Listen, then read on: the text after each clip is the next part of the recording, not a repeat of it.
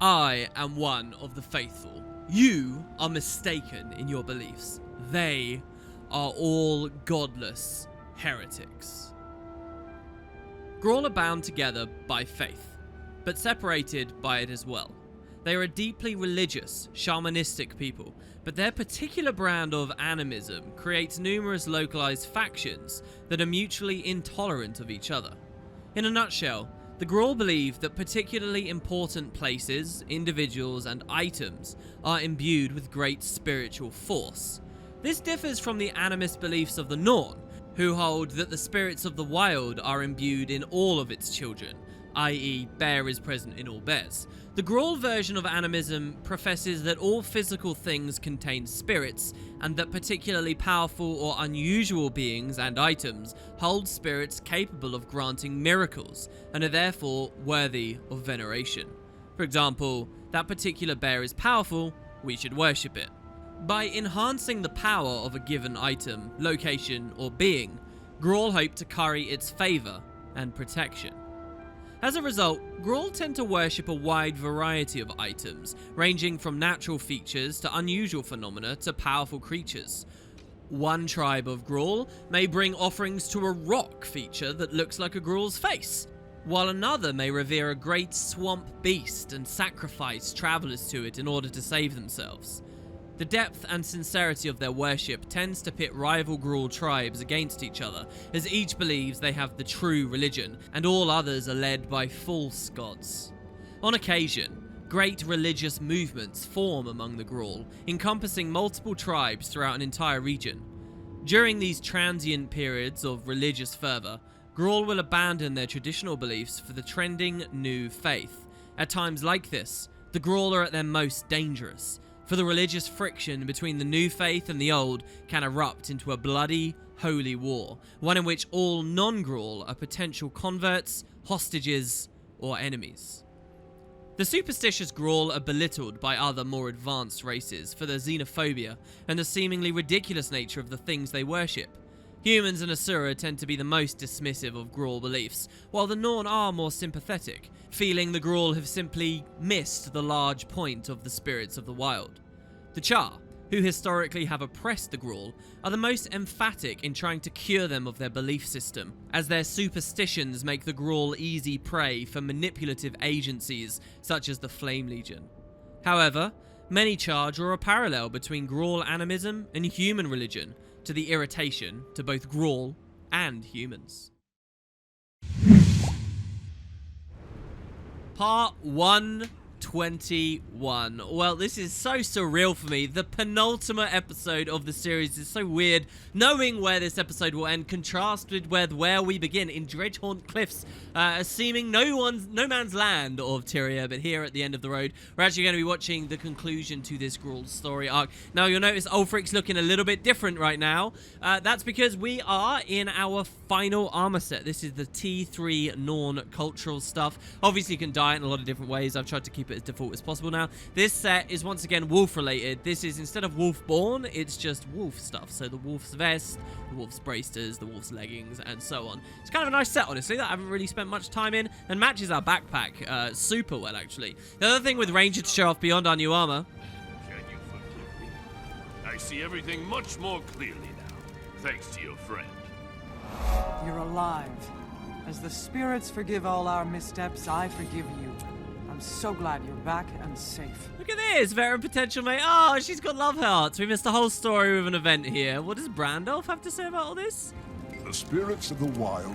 Welcome. I'd offer you some ale, but someone I shall not name drank it all. Again. Who are we not naming? That lazy toad my sister has fallen in love with. She won't hear anything bad about him, but all he does is drink, eat, belch, and complain all day and all night. I can't take much more.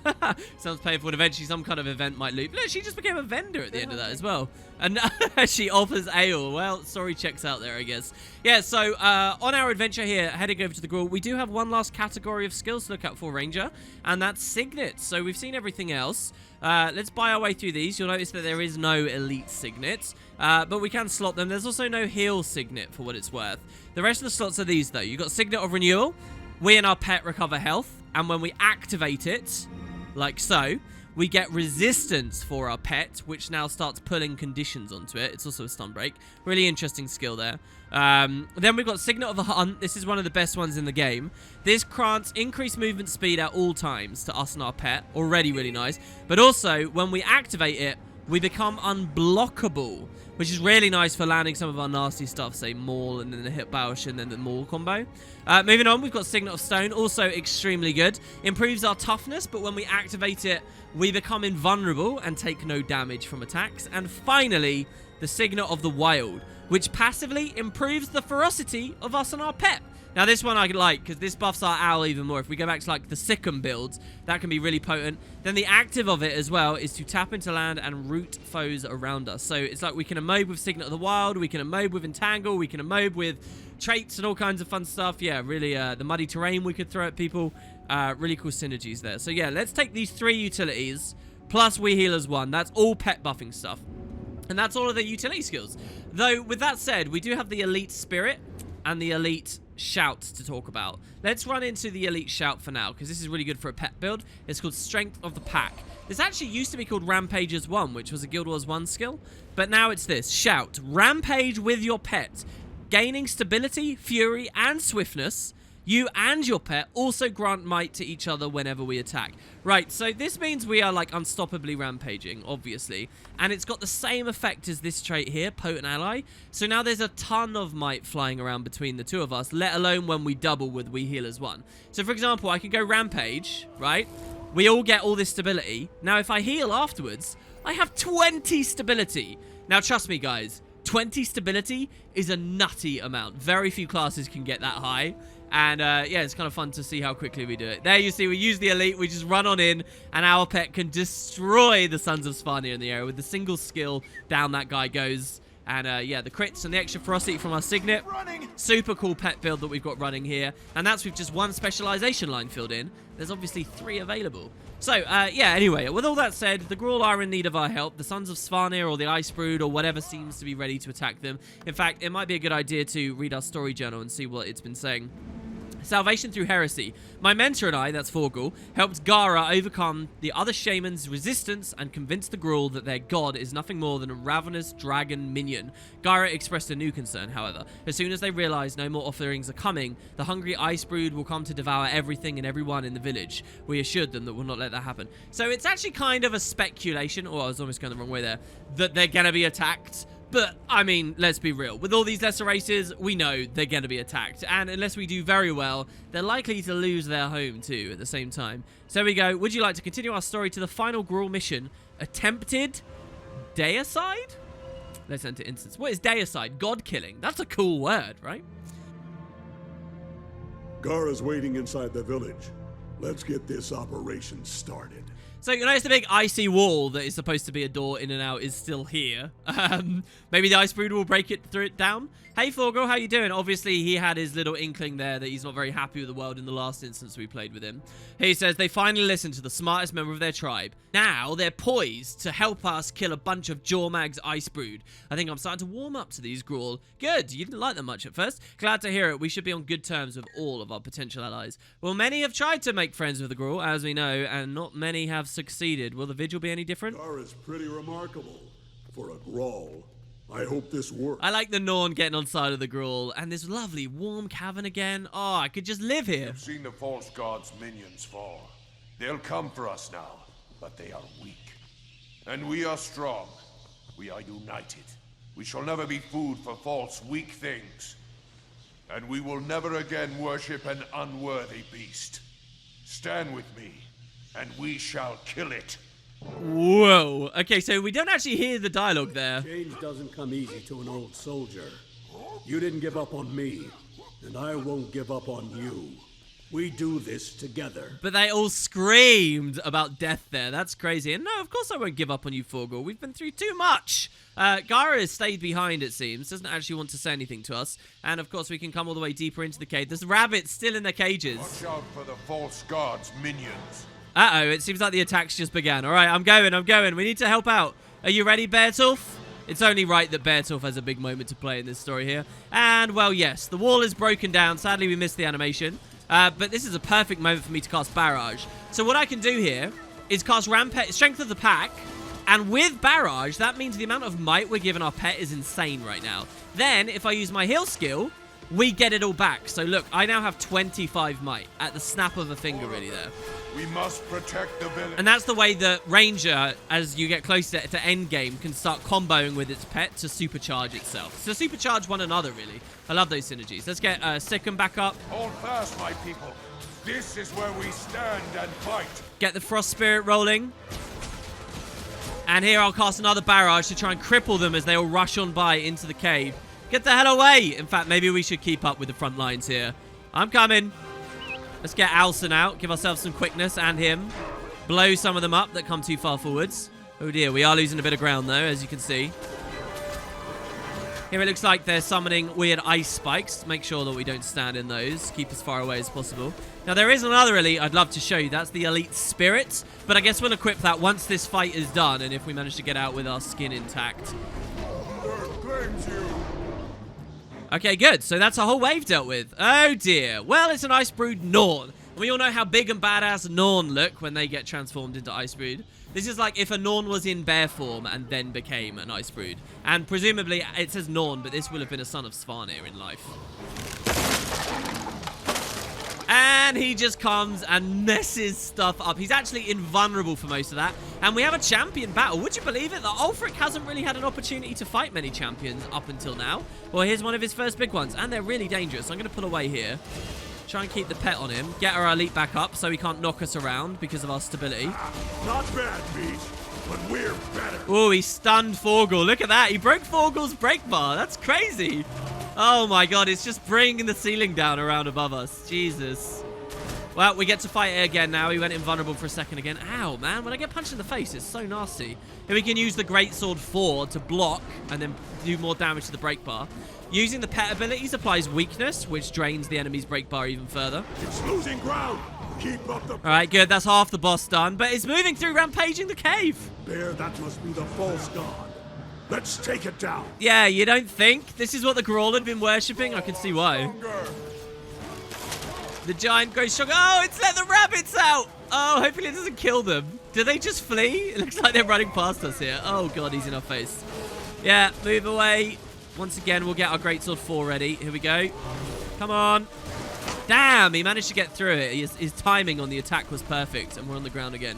So we'll go 2, 5, 2 again. It's on its last legs. Take it off at the knees. Yeah, oh man, take it off at the knees. What a cool line from Forgul there. That's pretty aggressive. That's a good, like, vicious battle line. We don't hear from him in any of the other arcs. We are finally free. Whoa, what a fight, man. Difficult stuff. I actually love this fight, doing it as a Norn, this whole arc. If we were a different race doing the Grawl stuff, then sure, it'd be interesting. But we're taking out an Ice Brood Norn here. We and Forgul are Norn. So, you know, you get that extra impact of us being a Norn and Forgul being a Norn. There's chances you could see this story where no one's a Norn except the Ice Brood there. All right, so he broke one cage and let out some rabbits, but the others are still there. They've got a really interesting texture on them. Okay, cool. And look, we got so many villagers alive. I actually think we handled that really well, except, I guess, the environment. Sorry about your cave, guys. I'm sorry, Gara. The false god, the sons of Svanir. We didn't have time to prepare. You fought bravely, but in war, sometimes that just isn't enough. So many of my people gone. Our homes destroyed. That was no god, but its fury was just as bad. What did you call it? Dragon minion? Yes. The Elder Dragons send them out to claim as much of Tyria as they can. We have to stop them wherever we find them. That's why the Vigil sent us here.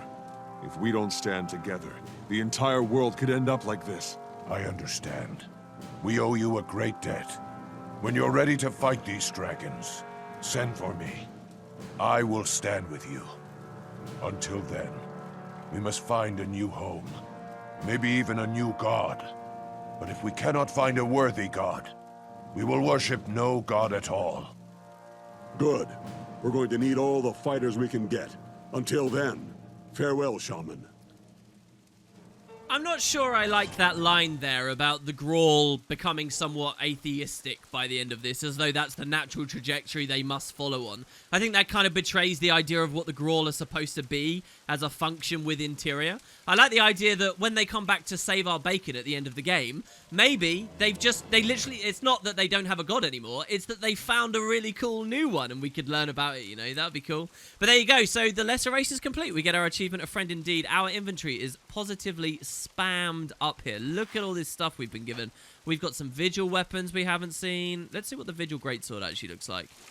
Oh, it's pretty nice, isn't it? Maybe we should run that actually on our Ranger. It's going to be a higher level than the one we have already.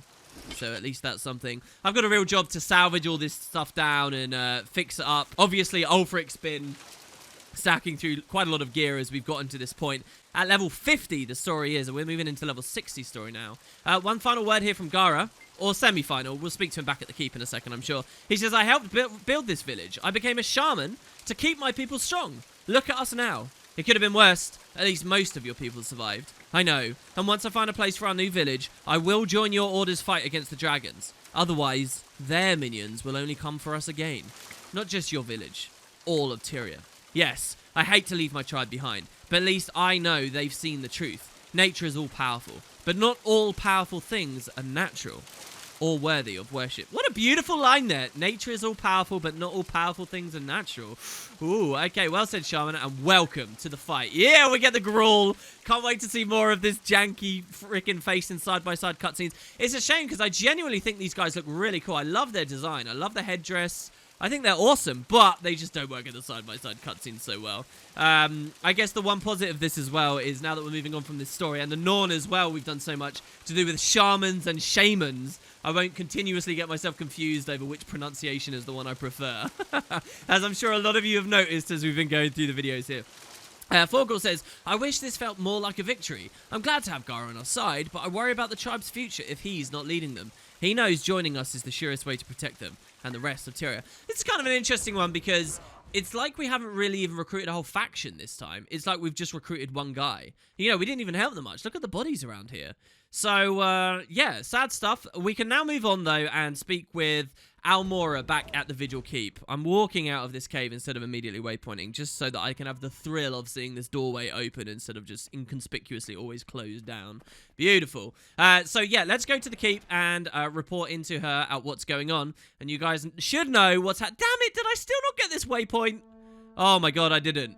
Damn it. Well, you guys should know what will be coming next. Something to do with our return to Lion's Arch.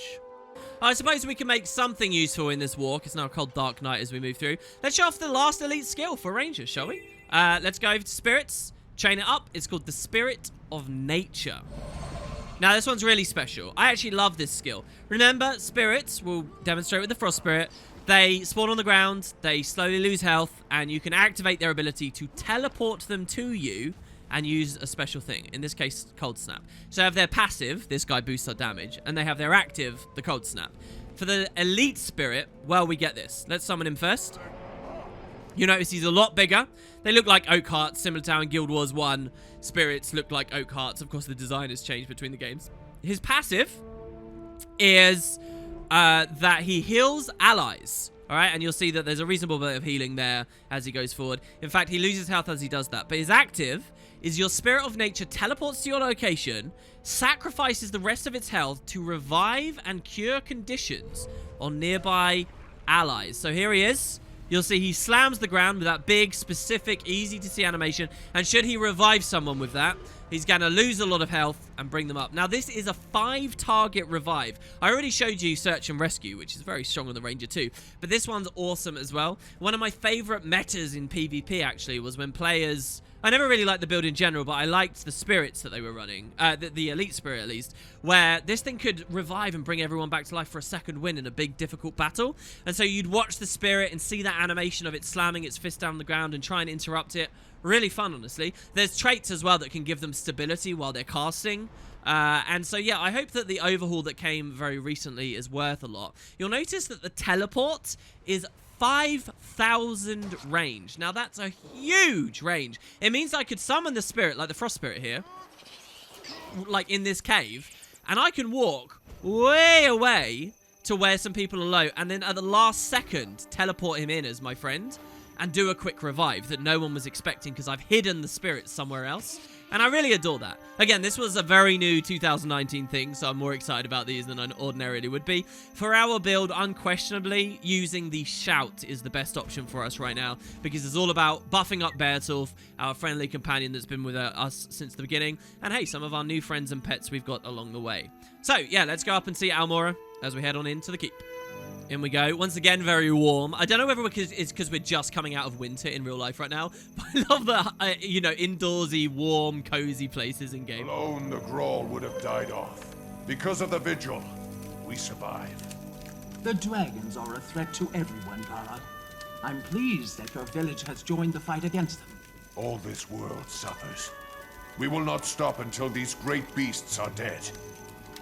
Look at this. Great beasts. Not gods. Great beasts. Gara says, hello again, Commander. I'm able to repay the Priory for saving my tribe. So it says Priory. This is obviously one of the little mistakes that the devs so frequently make in this very complicated arc of the game, where there's 1,000 different possibilities that they're juggling at once. Anyway, the dragons do things no true god would allow. Perhaps there are none after all. None? Might be some. How is your tribe faring? I guess it depends on people's perspective. We have not found a new home yet, but they are safe for now. I'm here now, but more Grawl will come to you if you need them. I hope it doesn't come to that, but I'm glad to know that they're standing by. So lovely. Almora, hopefully pleased with what we've done. Forgel told me what happened, Crusader. I'm proud that you saved so many innocents. You've shown the strength of your resolve. I'm promoting you to War Master. Effective immediately. Thank you, General. It's my honor to serve the Vigil. I wish I could give you a proper ceremony before you go back in the field, but we have a critical issue at hand. People in Lion's Arch are disappearing without explanation. I need you both to look into it. With all due respect, General, isn't that a job for the Lion Guard? Ordinarily, yes. But some of the missing people are Lion Guard. Worse, we've lost contact with one of our Vigil tacticians stationed there. That makes it our problem. Understood, ma'am. What area should we survey and what should we be looking for? I recommend you start with the sewers. That's where those Lion Guard were last seen. I've seen plenty, but you're the finest War Master I've had the honor to serve with. Oh, hell, don't get all teary-eyed on me now. Fantastic. Are you going to talk a bit more about Gara? Sewers. How in the blazes am I going to fit in sewers? So we know how this critical mission goes. Tell me more about the people who are disappearing. They're primarily guardsmen, but some are civilians. We were notified when one of our tacticians disappeared. That, of course, being a forward scout of Zaitan's seeking to prepare for his assault on Claw Island. Before we go on to deal with that critical issue, though, you'll notice Air has just sent us another message. She says, recruiting the Grawl. Slayer, I'm glad to hear you're still fighting the good fight with your order. Congratulations on recruiting the Grawl. I've had my run-ins with them like everyone else in Holbrak, but I know they'll be valuable allies against the dragons. Don't dwell on losing the Grawl village. Homes can be rebuilt. The important thing is that you saved lives and secured their help.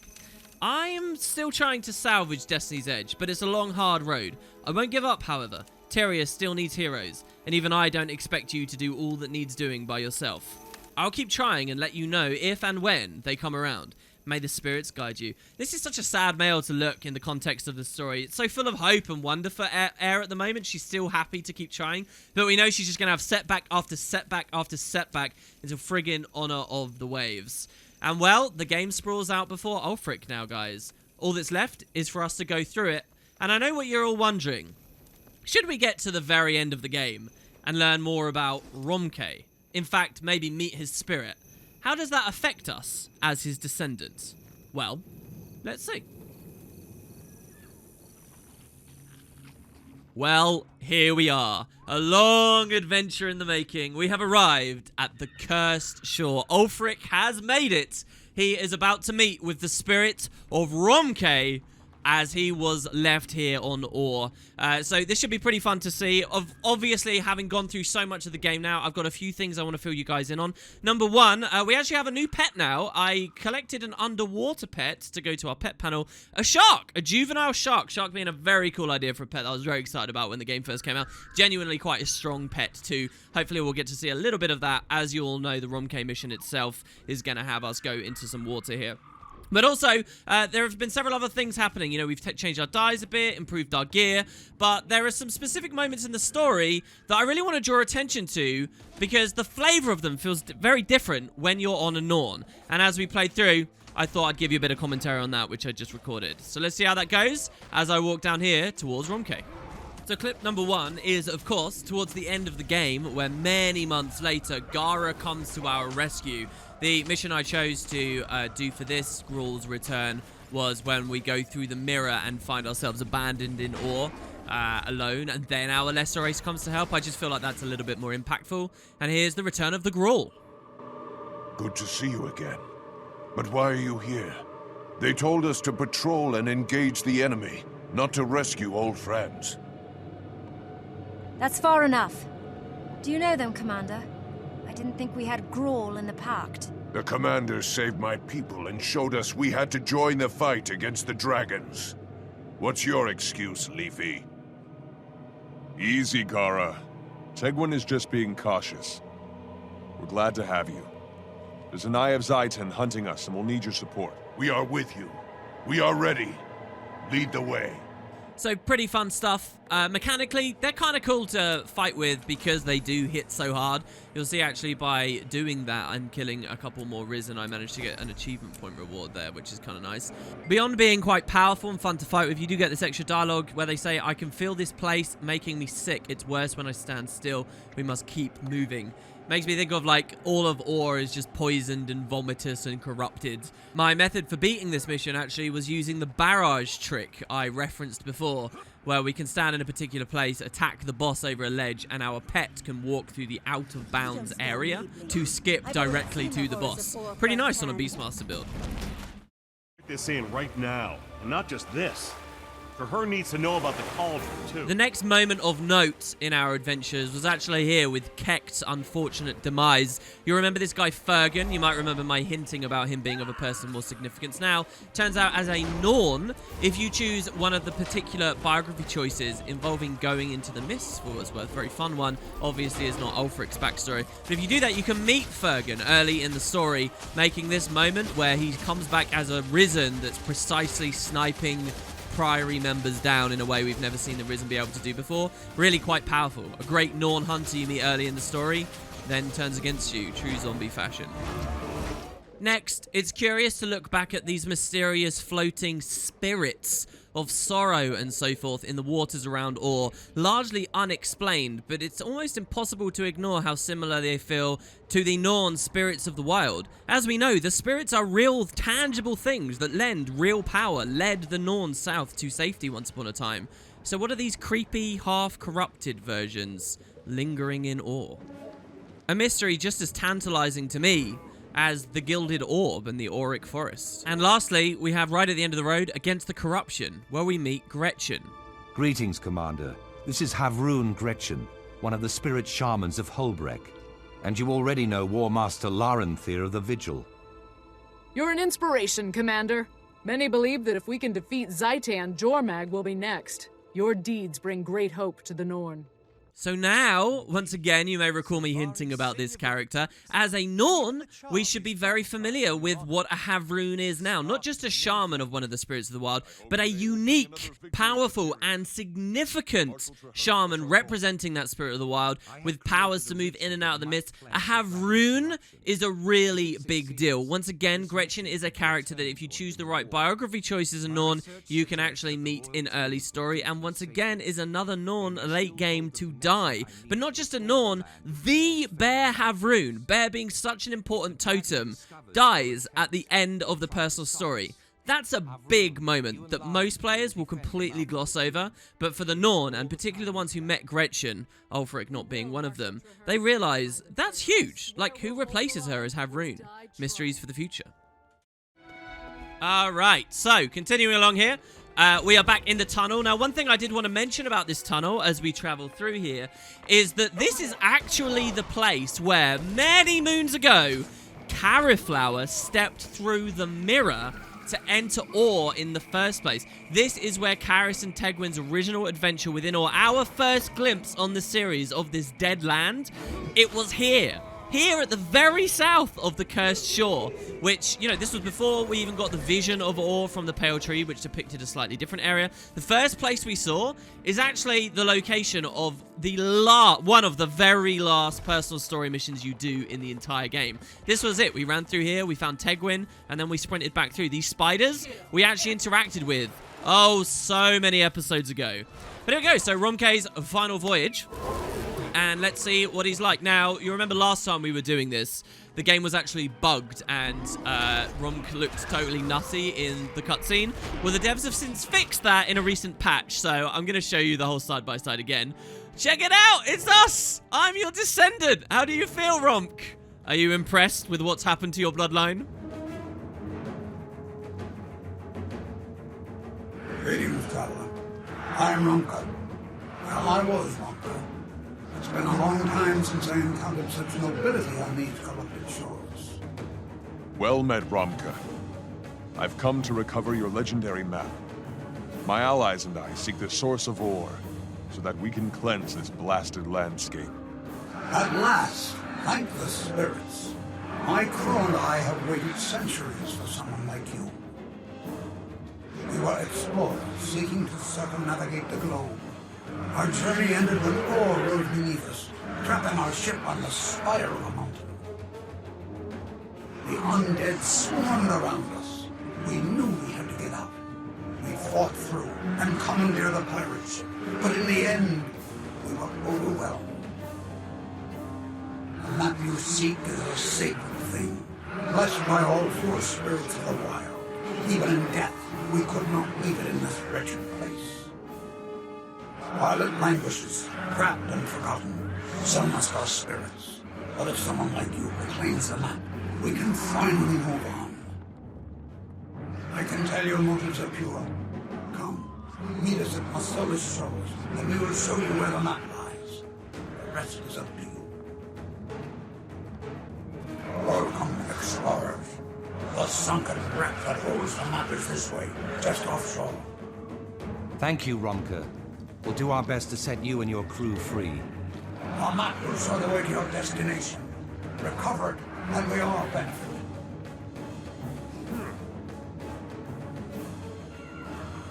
Those are the remains of our ship, the Wayfarer. I mourned her as if she were my own mother. Romke is such a badass. He had this amazing map, obviously, but also the horn. So he hasn't spoken to us about the horn just yet. And in fact, you know what makes me really sad? The thought that probably quite a lot of Guild Wars 2 players who played a Norn that did this Rumors of Trouble and so on. Romke's horn, look, we have it in our inventory here. The Coden made a gift of this horn. It once belonged to the great explorer Romke. They do this, right? They pick this story step. And it makes me really sad to just know that a lot of them, when they get to the very end of the game, if they get to the very end of the game, they don't recognize the importance of choosing this instead of the Cathedral of Silence. Like, they've forgotten about the whole thing with the horn by the time they get it, because it's just such a long story. But we remember, damn it. So don't forget as well, as we go into this, we made the decision to destroy it in the end instead of our potential to, you know, try and find a way to restore its balance. So will Romke talk to us about this? And if so, will he somehow acknowledge the specific fate of the horn we offered? No, we didn't even do the same emo. Oh, like great-grandfather, like son.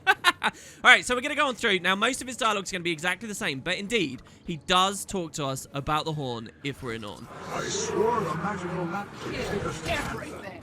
And against Wolf himself did we succeed. To my shame, the scow was scuttled, the map lost, and we cursed to walk this land. Alright, here we go. So, he's been talking the whole way. Now, as we walk towards the end, I believe we should get an extra line discussing the horn. Here we go. If we return Wolf's map, the spirits of the wild will finally forgive my foolish pride. Remember my tale, descendant. Redeem our spirits. Send us at last There you go. So he says, remember my tale, descendant, redeem our spirits, send us at last to peace. So, stay close and stay alive. I wanted my descendants to follow my example, but not so much that you're stranded here with me for centuries. Don't worry about me, Captain. Let's clear this beach. All right, so let's do it. Next, we obviously go in the water. I'll take the second to show us the shark as we move on in. He's got a really cool skill. It's actually one of my favorite ranger, well, pet, I guess, abilities in the game. We actually got to get out of the shadows here. Check it out. It's called Feeding Frenzy. It gives the shark quickness. It makes it attack faster, obviously, with the quickness. And it also bleeds on every hit as well for the next 3. Here's the funny thing, though. When you use Feeding Frenzy, if you're running We Healers 1, you can go Feeding Frenzy, give the shark quickness, and then use your heal to give it to yourself. Even better, remember Quickening Zephyr? This gives... Oh, wait, you did that? Yeah, here we go. So, Quickening Zephyr gives us 6 seconds of quickness, plus the shark 6 seconds of quickness. So, if we use Quickening Zephyr and Feeding Frenzy, and then heal, watch what happens to our quickness. We get an absurd amount of it. It lasts for... In fact, there, it didn't feel like it went as high as it probably should have. Huh.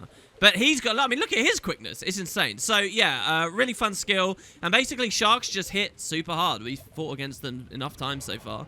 We'll use them to take out the actual body of Romke. Here he is. This is the actual thing from which we are descended. The husk of the living man once upon a time. Does he look much like us? Well, reasonably so, actually, I'd say.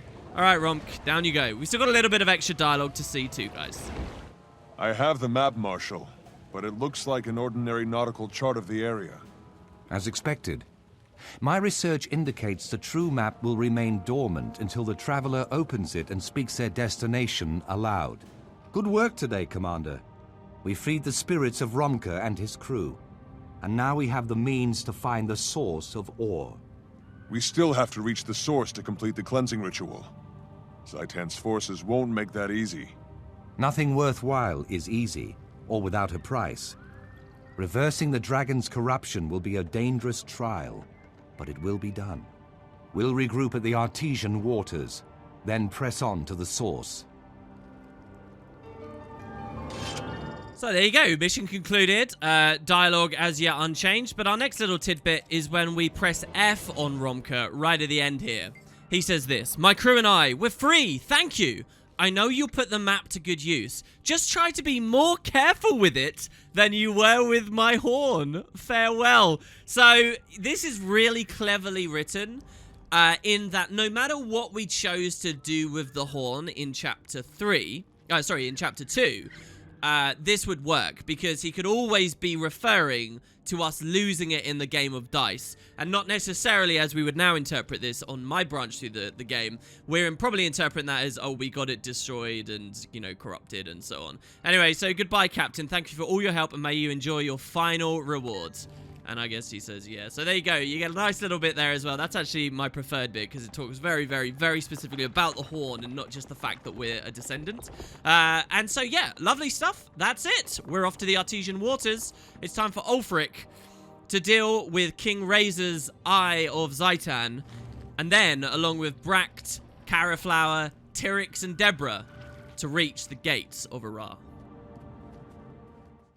Another thing of note as we reach the end of the game here at Chaos Shadowfane, taking a very quick break, are missives from Air. So she's already messaged us a few times. She does have these other messages also, though. First of all, she says, legendary victory, Slayer of Isolmir. By the 4 great spirits, but your legend grows like a young wolf. Hell yes, it grows like a young wolf. The rumors in Lion's Arch say that you and Traherne fought against the dragon's minions, and that you single-handedly wrestled the Plague Bringer to the ground. The city celebrates your victory, the like of which I haven't seen since my days as a gladiator. And so referencing there a little bit of her time in Lion's Arch, meeting up with Logan and co for the first time. And Ore, they say, is your next goal. Ore and the dragon. I'm truly proud, my friend. You have come so far from our days in the Shiver Peaks. Kaith came to speak with me at my campfire last night. She says that Zodja is headed into danger.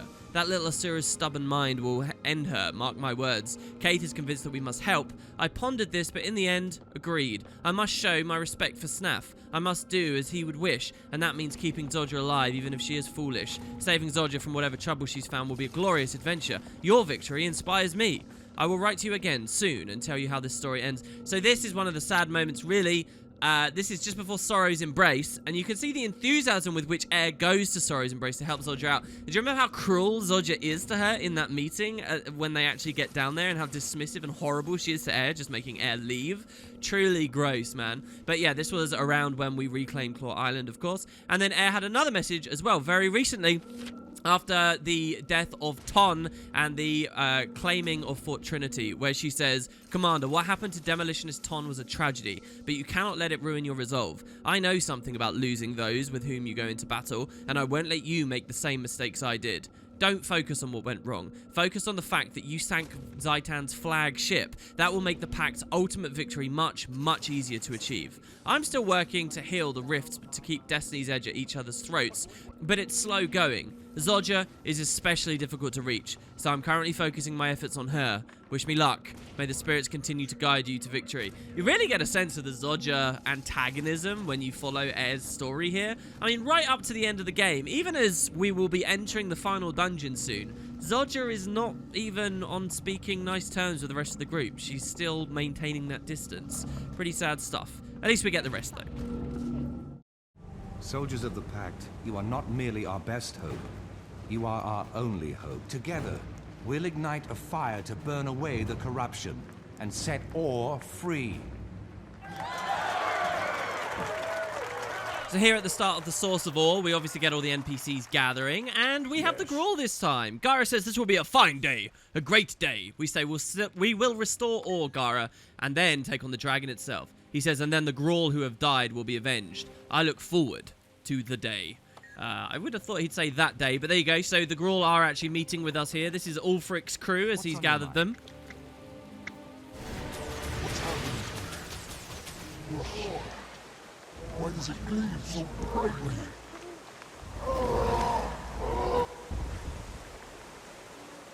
The line's broken. We're being overwhelmed. Fall back! Here at the end, I'm glad that it's just you and me. We will cleanse Orr together, as we were meant to do. And then with the successful cleansing, we get some more interesting stuff with the Grawl. First of all, more dialogue with the hunters and Gara. You can come and speak to Gara. He says, if I were a different Grawl, I would hail you as a god, but you have taught me well. So his kind of atheism still there. And we say, I'm glad, Gara, well fought. Now, here's something really weird and very rare with Guild Wars. Usually when you mouse over an NPC that has dialogue, the cursor turns into a speech bubble. Sometimes that's like a double bluff and the speech bubble doesn't do anything. But here, you don't get the speech bubble at all, despite the fact he does have dialogue, which is the much rarer of the mess-ups for cursor telegraphing in the game. But I thought I'd mention it because I think it's really terrible. Players would never know to press F on Gara unless they see that speech bubble, unless they're being really exhaustive, like we were. And that's not it for Grawl oddness in the Source of Orr. Obviously, we have the big preamble instance with all the tension building as we prepare for our final fight, and here several characters of your past reappear. But of the choices you made, only one group reappears, that's your lesser race. Now that's fine in every circumstance except with the Grawl, where if you choose Grawl, for some reason they spawn with the Quaggan. Devs obviously made some kind of error here, so they're like seated within one another. Gara is here with dialogue. He says, I've never seen anything like this. Once I might have worshipped Traherne for cleansing Orr, or you for making it possible. Now I aspire to be as strong as you. And we say, just inspire your people like we inspire you. But look at this, it's so strange. And if you click just right, you can actually speak to Shashu as though we knew the Quaggan when we never did. Maybe a glimpse into the weird coding that goes behind creating these instances and how the devs arrange this stuff. They're all positioned on the exact same coordinates. It's just they're doubled up, and they shouldn't be. Well, guys, this is it. Ulfric's at victory, or damn it, with the Trebs. This is supposed to be an epic, crazy moment, all right? This is it, guys. Let me not mince words. We are at the end of the episode. Next part is the finale. We are at the end of the long road that has been this adventure. We will be traveling into the gates of Arad. Now, there is something that will be on your minds. We've got several heroes that have made it to this point and have done it in a huge variation of different ways. The question is, who will take the spotlight here in the dungeon itself, as only one of us actually can? Well, I thought there was only one fair mechanism for me to do that, really. And that's to let you guys choose. So, give me your thoughts on exactly which character you think deserves to take on the Elder Dragon itself, victory or death within the gates, or well, beyond the gates of Arar, in the city of Arar. Is it Deborah with her affinity to humans? Is it Bract, member of the Order of Whisperers, and has worked so hard to ensure that we managed to get here? Is it Cariflower with her connection to Trahearne, the Pale Tree, Kaith, and her wild hunt that she'll seek to conclude here? Is it Ulfric with his connections to Air as the leader of Destiny's Edge? Or Tyrix with the Vigil, the armies, those who have probably sacrificed the most in blood, I think, throughout this story to get to where they are now, has brought the machinery like the Iron Legion tanks and whatnot forwards. Basically, this is kind of a question as to who's your favorite. Who will take the glory, the spotlight? I guess that's for you guys to decide. Thanks very much for watching, and we'll be weathering this very real storm and the epic climax of the game next time. See you guys soon.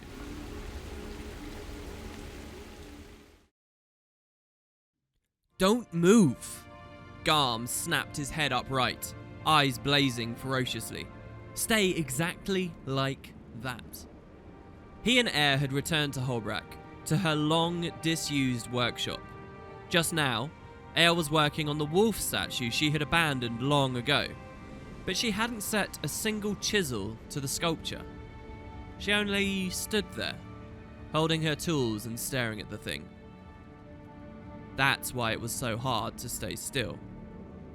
Air sighed, shaking her head. I can't see it. Garm lifted his eyebrows questioningly, but then tried to look straight ahead. It's not in there. The statue isn't in there anymore. Air laid down her chisels and mallet and stepped up and shoved the rock over, smashing it to the workshop floor. I am Air. I am Lord. In the Great Lodge Holbrak, we listen to the spirits of the wild. Bear, snow leopard, raven, and wolf.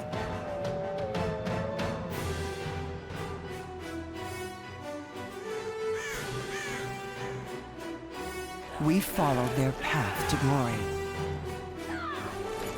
If you are bold enough, your legend will live forever.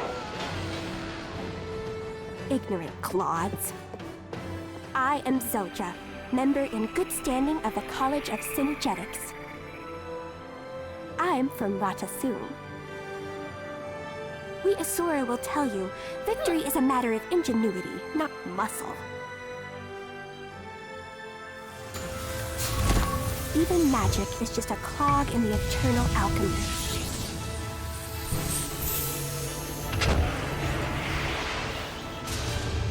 Brain, not brawn, will change the world. Magic is not a tool, little one. It is a river that unites us in its current. I am one of the Sylvari Firstborn. Call me Kaith. In the Grove, we hear the land calling out for champions. We answer.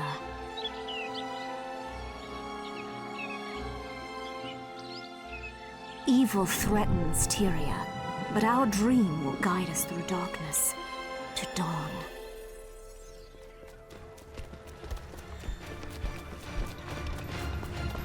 In a time of uncertain allies and dangerous enemies, Tyria needs heroes. It is time to forge new legends. It is time to fight. What is your story?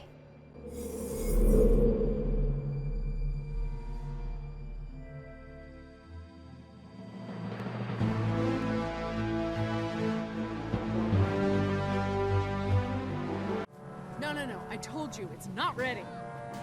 But the glory of Tyria is our flagship. It should be in the fight against Zaitan. It isn't finished yet. By the bear, do you want it to sink like a stone in its first battle? Your problem. You better hope we win without it, because we may not get another chance.